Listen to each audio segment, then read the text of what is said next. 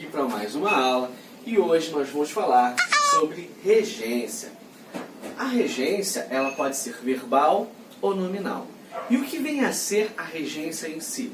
Ora, regência nada mais é do que a relação entre um verbo ou um nome com o seu complemento, como eles se relacionam entre si. E essa regência pode acontecer com preposição ou sem preposição. O importante saber é que a regência ela vai funcionar, em alguns casos, por exemplo, na verbal. Se eu tenho regência com preposição, tem um significado. Se eu tenho regência sem preposição, eu terei outro significado. Então, dentro da regência verbal, a presença ou não de preposição pode mudar o contexto da oração, o significado desse verbo. Tá? Existem 11.000 verbos para falarmos na língua portuguesa. Entretanto, para nossa sorte, aproximadamente uns 70 vão cair nas provas. E dentro desses 70, nós temos aproximadamente uns 15 que aparecem com certa frequência, né? E se repetem todos os anos. Então, vamos focar neles. Eu vou começar falando sobre alguns verbos que têm mais de uma regência, eles apresentam mais de um significado, ok? Para que não haja confusão, até porque, dependendo se há preposição ou não, mudará o significado.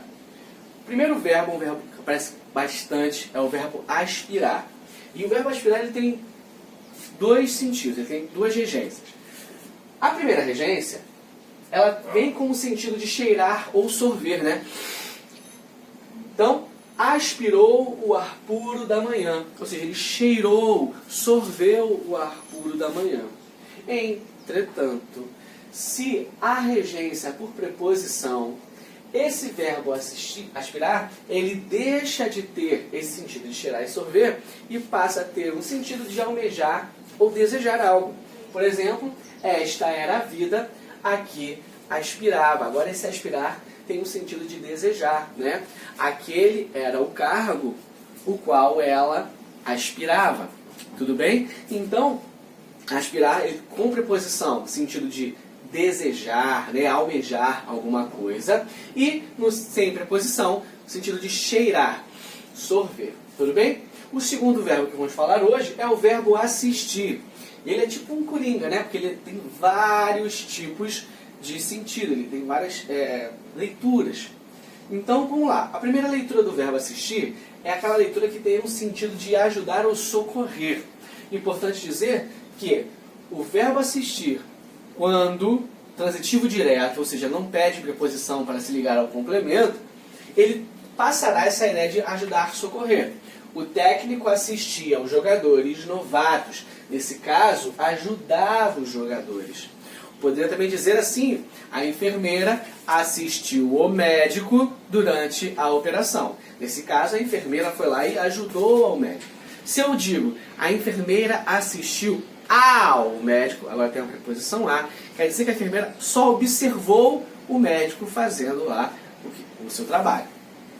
O segundo sentido é exatamente esse, o sentido de ver, presenciar. Tudo bem? Quando eu tenho o verbo assistir acompanhado de preposição, ele também poderá passar no sentido de presenciar, de ver, né? Não assistimos ao show. Ou assistir ao programa da Ana Maria Braga. Então, se eu assistir, eu vi algo, eu preciso colocar preposição para reger o verbo assistir. Só para lembrar que o verbo ver, tá? Todos os verbos sensitivos, os verbos que são ligados aos sentidos, são sempre transitivos diretos, tá bom? Então, o verbo ver é transitivo direto. O verbo assistir, nesse caso, é verbo transitivo indireto. Tudo bem? Então, não se confundam. Assistir no sentido de ver tem preposição e ver, o verbo ver, não tem preposição. Tem também dois outros sentidos que não são tão comuns, mas que também podem aparecer. Tá? O terceiro sentido seria de pertencimento, de cabimento. Cabe a mim, pertence a mim. Assiste ao homem, tal direito. Ou pertence ao homem, tal direito. Ou ainda, cabe ao homem, tal direito. Nesse caso, também é preposicionado. Entretanto, não dá para confundir com o segundo, certo? E o último é o verbo assistir com o sentido de morar ou residir. E nesse caso, ele é um verbo intransitivo, tá? Então, assistiu em Maceió por muito tempo. Ele pede regência em, com a preposição em, quando existir o sentido de morar ou residir em algum lugar. Então, se você vê aqui o verbo assistir com preposição em, você pode ter certeza que nesse caso aqui, o sentido dele é um sentido de moradia, né? O deputado assiste em Brasília. Ou seja, o deputado mora em Brasília. Tudo bem? Muito importante é o verbo esquecer e o verbo lembrar também, né? Que é o seu antônimo. Senhores, nesse caso aqui não há, tá, diferença semântica. Entretanto, se o verbo esquecer ou lembrar estiver em sua forma comum, ele será transitivo direto, ou seja, se ligará ao complemento sem a presença de preposição. Esqueci o nome dela, lembrei o nome dela. Percebam que o verbo esquecer ou lembrar se liga a nome sem nenhuma preposição entre eles. Então, uma ligação direta, um trânsito direto, verbo transitivo direto. Quando ele se transforma em sua forma pronominal, lembrei-me, esqueci-me, me lembrei, me esqueci, ele passa a ser transitivo indireto, o que significa presença de preposição para ligá-lo a um complemento. Então, lembrei-me do nome de todos. Agora nós temos aqui o verbo pronominal lembrei-me e o seu complemento nome ligado pela preposição de. Tudo bem? Então, muito importante, isso aí cai direto.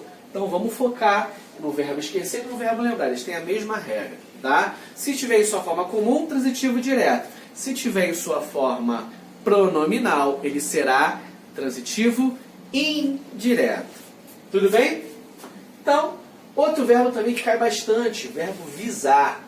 Ele vai ter 3 sentidos. Terei o verbo visar com transitivo direto, com sentido de mirar.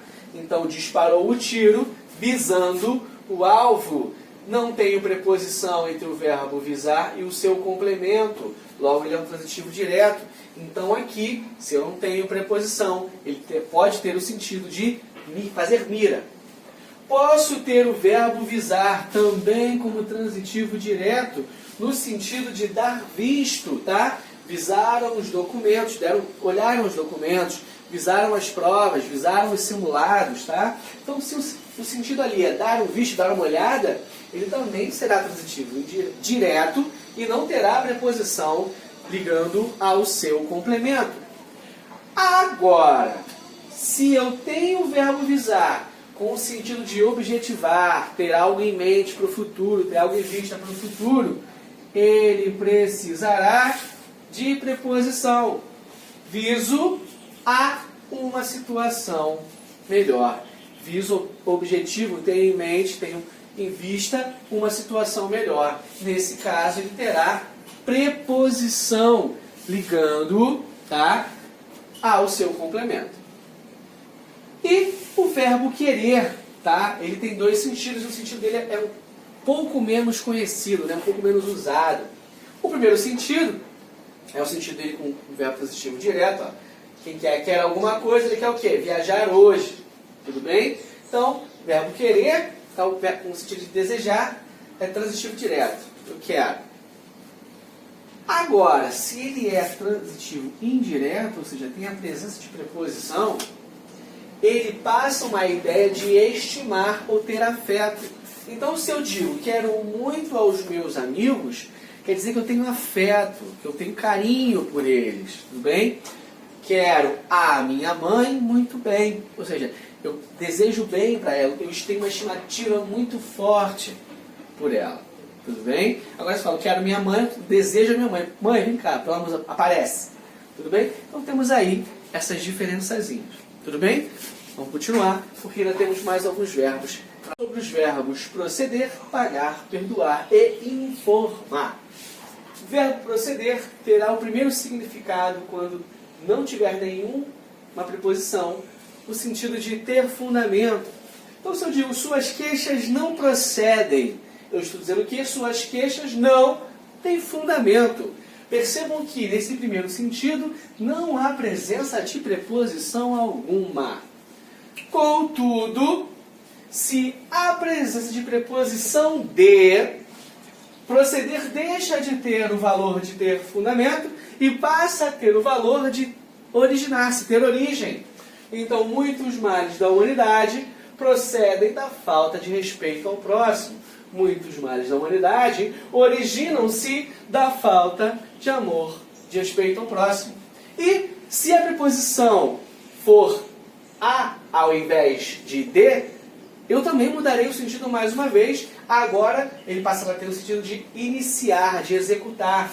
Os detetives procederam a preposition, uma investigação criminosa. Os detetives deram início a uma investigação criminosa. Os detetives começaram a uma investigação criminosa. Começaram a executar uma investigação criminosa.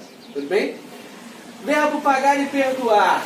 Aqui a diferença vai ser só com o que ela denota. Se denotar algo, isso aqui é um artigo, tá? Não é preposição. Ele será transitivo direto, tudo bem? Então, pagou a conta do restaurante, denotando algo, a conta do restaurante, não tem preposição. Se denotar pessoa, aí sim será obrigatório o uso da preposição. Perdoou a todos. Quem perdoa, perdoa a alguém, tá? Então, por isso, ficou com a preposição. Verbo informar. O verbo informar, ele é bitransitivo, ou seja, ele tem objeto direto e objeto indireto na mesma oração. Por conta disso, quando o verbo informar tiver a qualidade de comunicar, avisar, dar uma informação, tá? Ele poderá ser escrito de duas formas. Primeira forma, tá? A pessoa como objeto direto e a coisa como objeto indireto. Então, informou todos do ocorrido. Aqui eu tenho preposição de, ligando o ocorrido ao verbo informar. Então, ali todos é a pessoa direta. Do ocorrido é a coisa indireta. Então, eu tenho pessoa direta e coisa indireta. E também tem a possibilidade de inverter. Agora eu tenho informou a todos o ocorrido. Agora a pessoa se transforma em objeto indireto e a coisa em objeto direto. Tudo bem? O sentido se mantém o mesmo. Entretanto, as duas formas são permitidas dentro da língua. Tudo bem? Então, tomem cuidado aí, aquelas questõezinhas de marca a questão que apresente erro de regência, marca a questão que, entendeu? Para confundir vocês com esse tipo de construção, porque nós temos a tendência a achar que a coisa é objeto direto e a pessoa é indireta. Não é o caso do verbo informar.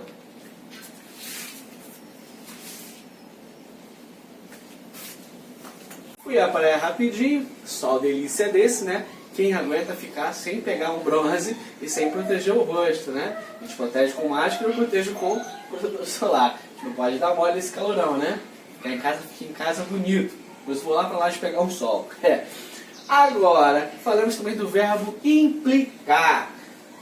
3 implicâncias, 3 situações. Primeira situação, verbo implicar com o sentido de causa, de acarretamento.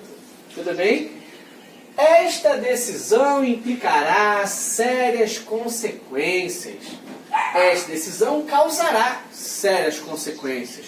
Se eu tenho o verbo implicar apresentado com esse sentido de causa, ele não será ligado ao complemento por preposição. Tudo bem? Ele será ligado por nada. Ele ficará como um transitivo direto. Então, o que implica alguma coisa. O quê? Sérias consequências. Então, implicar se liga a sérias consequências sem preposição entre o complemento e o verbo. O segundo sentido para o verbo implicar é o sentido de envolver, comprometer. Implicou o negociante no crime, ou seja, envolveu o negociante no crime. Uma característica desse sentido de envolvimento e comprometimento é que eu sempre terei dois termos. O primeiro termo, a pessoa, e o segundo termo, a coisa a qual ela foi implicada. O político foi implicado no crime de corrupção. O político foi implicado no crime de corrupção. Ou seja, o político foi envolvido no crime de corrupção. Tá? E por último, é aquele sentido daquela pessoa chata, aquela pessoa que fica, né, enchendo a porra da paciência, que a gente não aguenta mais. Então, o último sentido é o sentido de antipatia, de antipatizar. Quando eu tiver esse de antipatizar, eu sempre serei ligado pela preposição com. Eu implico com fulano, eu implico com Beltrano, eu implico com Cicrano. Não importa com quem eu antipatize, com quem eu implique, eu implicarei com.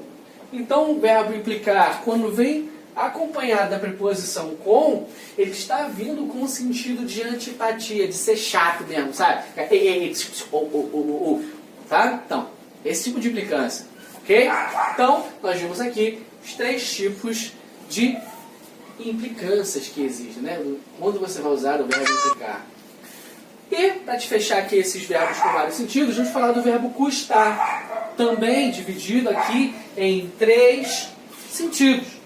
O primeiro sentido do verbo custar é aquele sentido de ser difícil, ser custoso, né? Então, custou ao aluno entender o problema.